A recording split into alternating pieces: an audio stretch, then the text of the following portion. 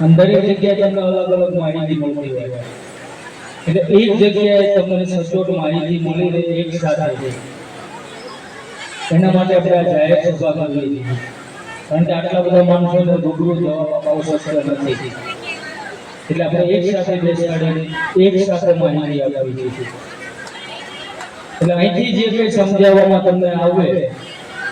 તે ત્યાં ધ્યાનથી સાંભળી લેવાનું છે વિડીયોગ્રાફી બંધ કરી દેવાની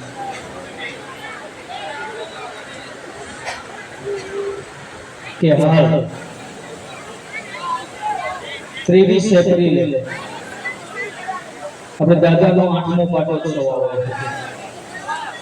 છે એની વ્યવસ્થાના ભાગરૂપે આપણે બધી બાજુ કામ ચાલુ છે અત્યારે એટલે આપણે પૂછપરછ માટેની બેઠક સદંતર રાખી છે કેટલા ખ્યાલ છે દાદાનો પાટોત્સવ આવવાનો ખ્યાલ છે કોઈ 23 એપ્રિલે દાદાનો પાટોત્સવ આવે આમ તો લગભગ પહેલી વાર આવ્યા છે પહેલી વાર કેટલા આવ્યા ઉપર કરો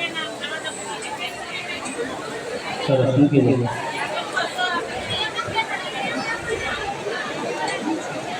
પાટોત્સવમાં આવવાના છે બધા કેટલા આવશે આમાંથી આવવાના એટલે એની તૈયારીઓ ઘણી કરવી પડે 8-10 લાખ માણસો એટલે તમારે વિચારી લેવાનું કેટલું થાય એટલે એની વ્યવસ્થાના ભાગરૂપે બધી બધું કામ ચાલુ છે બેઠક આપણે એટલે અહીંયા કોઈ દલીલ લઈને નહીં આવવાનું તમારે આપણી તકલીફ છે જે કંઈ તકલીફ છે અહીંથી જે જાહેર સભામાં હમણાં બાપુ સંબોધન કરશે એટલે તમારા દરેક પ્રશ્નનો જવાબ એમાં આવી જશે પણ હવે જે તમને અહીંથી સમજાવવા આવે ધ્યાનથી સાંભળી લેજો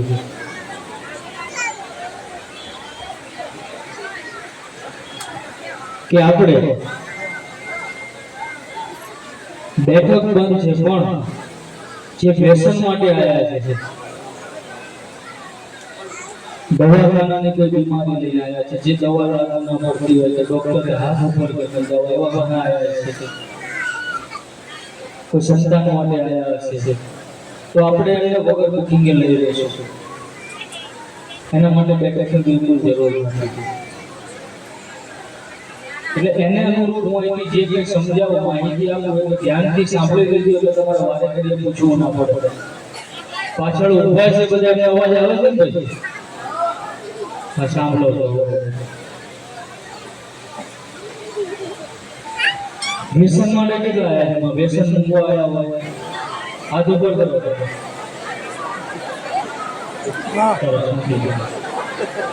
બેનો વ્યસન મૂકવા આવ્યા છો આપણે સાથે આવ્યા હોય નહીં બસ મૂકી દો હાથ મૂકી દો કે જ્યારે હમણાં બાપુનું સંબોધન પૂરું થાય બાપુનું સંબોધન પૂરું થાય એટલે આપણે પહેલા વ્યસન વાળા અંદર બોલાવવાનું જ્યારે વ્યસન વાળાને અંદર બોલાવીએ ત્યારે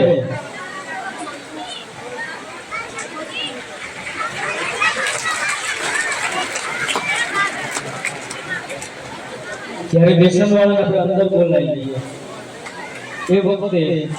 દર્શન માટે આવ્યા હોય કે દવાખાના માટે આવ્યા હોય કે સંગ્રહ માટે આવ્યા હોય કે કઈ ને કઈ પર્સનલ આવ્યા હોય દરેકને બહાર રહેવાનું છે શેડમાં જ બેસી જવાનું છે માત્ર વ્યસન છે જેને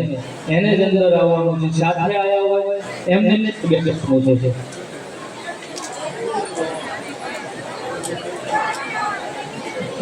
અને જ્યારે વ્યસન વાળા હોય ત્યાંથી સાંભળી લીધું કે તમને જ્યારે અંદર બોલાવવામાં આવે અંદર ત્યાં બેસાડવામાં આવે ત્યાં બેસી જવાનું અને અહીંથી તમને અહીં પેલું પ્રસાદીનું પાણી તમને આપશે અહીંયા પી જવાનું કોઈ મંત્રેલું પાણી નથી એટલે બિલકુલ વેમ ના રાખતા મંત્રેલું પાણી નથી દાદાને ધરાયેલું પ્રસાદીનું પાણી છે પાછળ બેસવાનું ના હોય તો બહાર નીકળી જાવ અને વચ્ચે ઉભા એટલે બેસી જાવ તો પોતાની જગ્યા લઈ લો ને કેટલી વાર કહેવાનું તમને બધા ના બેસવું હોય તો બગડી જાવ રોજ દાદા નામની અગરબત્તી કરવાની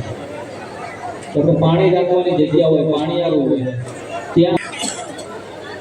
બે અગરબત્તી પકડાવવાની મનથી દાદાને યાદ કરી આપણે વ્યસનમાંથી બહાર નીકળી જઈએ એના માટે પ્રાર્થના કરવાની અને એ સમયે અગરબત્તીની જે ભભૂતિ બની હોય એ ગ્લાસમાં પંચેરી 2 ઘૂંટા પાણી પી જવાનું છે રોટલી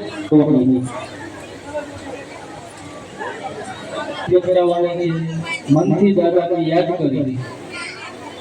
વ્યસનમાંથી બહાર નીકળીએ એના માટે પ્રાર્થના કરવાની